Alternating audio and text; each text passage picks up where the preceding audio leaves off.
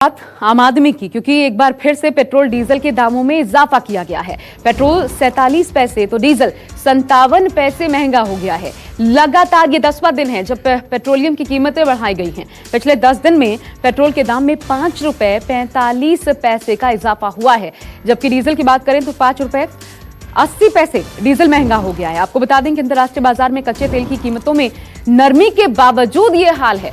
नरमी के बावजूद पेट्रोल और डीजल की कीमतों में बढ़ोतरी जारी है।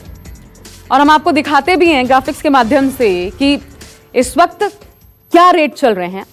अगर सिर्फ राजधानी दिल्ली की बात की जाए तो पेट्रोल यहां पर 76 रुपए 26 पैसे प्रति लीटर से बढ़ करके 76 रुपए 73 पैसे हो गया है, जबकि डीजल 74 रुपए 62 पैसे से बढ़कर 75 रुपए 19 पैसे प्रति लीटर पहुंच गया है। आर्थिक राजधानी मुंबई में भी सीधा सीधा इसका असर देखने को मिला है।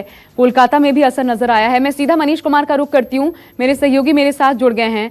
मनीष, कारण क्या है? ये समझ से परे है। लगातार 10वें दिन कुल मिलाकर के 5 रुपए से ज्यादा का ये हाइक, सरकार ने कोई वजह बताई है जो पचने लायक हो?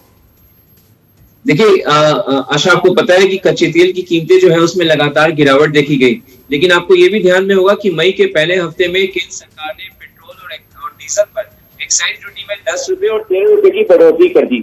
अब क्योंकि कच्चा तेल जब सस्ता हो रहा था तो जाहिर तौर पर इसका फायदा आम लोगों को मिलना चाहिए था, लेकिन सरकार ने इसका फायदा आम लोगों की देख जो है सीधे सीधे अपना खजाना भरा। एक्साइज ड्यूटी बढ़ाकर इंफ्रास्ट्रक्चर टैक्स के नाम पर तो 10 रुपए और 13 रुपए एक्साइज ड्यूटी बढ़ गया। हालांकि इसका भार कंज्यूमर नहीं डाला गया। तब लॉकडाउन जो है लगातार देश में जारी था, उस समय पेट्रोल डीजल ज्यादा बिक भी नहीं रहे थे। अब जब पेट्रोल डीजल ज्यादा बिक रहे हैं, लॉकडाउन अनलॉक 1 हो चुका है, इसके बाद लोग जो है आवाजाही कर रहे हैं, तो 7 तारीख के बाद से अंतर्राष्ट्रीय बाजार में इस दौरान क्या हुआ, 1-1.5 महीने में कि कच्चे तेल की कीमतें जो है अपने निचले स्तर से बढ़नी शुरू हो गई।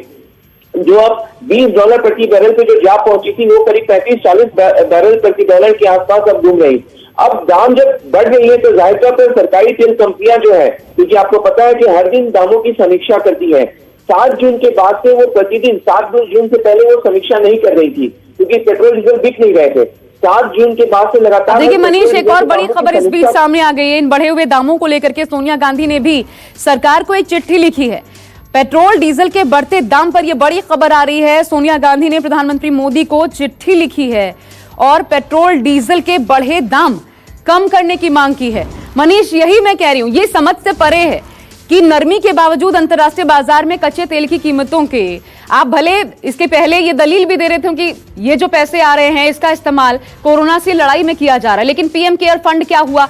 पीएम रिलीफ फंड जिसमें ऑलरेडी 13,500 करोड़ के आसपास की अभी पड़ी हुई है पूंजी, उसका क्या हुआ? क्यों ये अतिरिक्त बोझ, जब वैसे ही आम जनता की कमाई पर भी असर पड़ा है, सैलरीज भी कट रही है।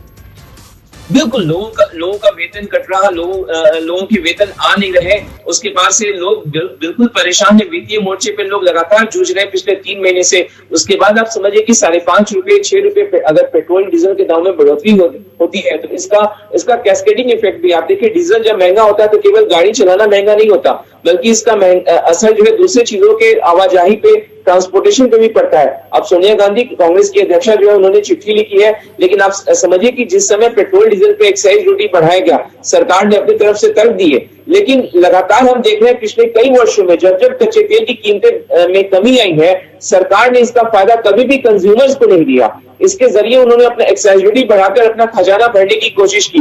अब कोरोना के नाम पर इसकी दुहाई दी जा रही है, लेकिन बहुत ही आश्चर्य है कि 10 दिन से लगातार दाम बढ़ रहे हैं। 5.5-6 रुपए प्रति लीटर तक महंगा हो चुका है पेट्रोल डीजल।